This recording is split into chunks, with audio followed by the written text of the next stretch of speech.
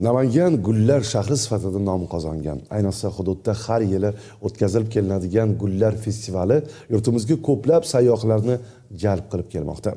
Viloyatda esa gulchilik bilan shug'ullanadigan tadbirkorlar ham talaygina. Navbatdagi reportajimiz qahramoni Dilshodbek Abdurahmonov ham bir necha yillardan buyon insonning bahri dilini ochuvchi 100 dan ortiq turdagi gullarni yetishtirib kelmoqda. Hozirgi reportajimizda bu haqda batafsil so'z boradi.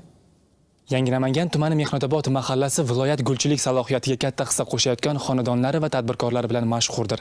Siz ko'rib turgan mazkur 10 dan ortiq noyob turdagi gullar tadbirkor Dilshodbek Abdurahmonov xonadonida yetishtirilmoqda. Ikkita to'g'ri panigim bo'lgan, liminaram bo'lgan. Meni qo'shnilarim bordi, gulchilik bilan shug'ullanadigan. Ularni paniga kirib, ko'rib, gullarni yetishtirganini ko'rib qiziqishim oshdi.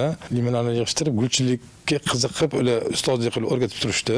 6-7 yilda u panning 8 sotka olib chiqdim. Qolaversa, hokimimiz tashabbuslari bilan salqam 50 nafar gulchimizga har 25 sotkadan yer maydoni ajratib berdilar. Har qanday bo'sh tomorqa yerlardan va yaratilgan imkoniyatlardan unumli foydalanayotgan tadbirkor bugun nafaqat o'zi, balki shu issiqxonalarda gul parvarishi bilan band bo'lgan 6 nafar doimiy va 20 da mavsumiy ishchilarning daromad olishiga erishmoqda. Mehnatobod mahallasida bugun shunday gulchilik bilan shug'ullanayotgan 20 dan ortiq tadbirkorlar bo'lib, ularda 200 ga yaqin aholi ish bilan band qilingan. Bu yo'nalish biz mahallamiz driver yo'nalishlaridan biri hisoblanadi. Kundan kunga issiqxonalarimiz soni kengayib, bu issiqxonalarda band bo'lmagan aholini, aynan xotin-qizlarni ish bilan ta'minlashga muvaffaq bo'lyapmiz.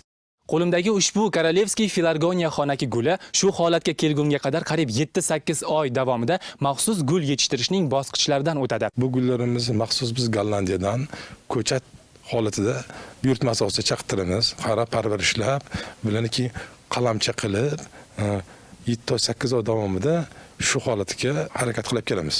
Mazkur issiqxonada Filargoniya, Siklamen, Qora Shahzoda, Shafron, Salviya va shu kabi 10 dan ortiq noyob turdagi gullar hamda manzarali daraxtlar xalqaro gullar festivalining o'ziga xos chiroyiga ko'rk qo'shib, tashrif buyuruvchilarga manzur kelishiga ishonamiz.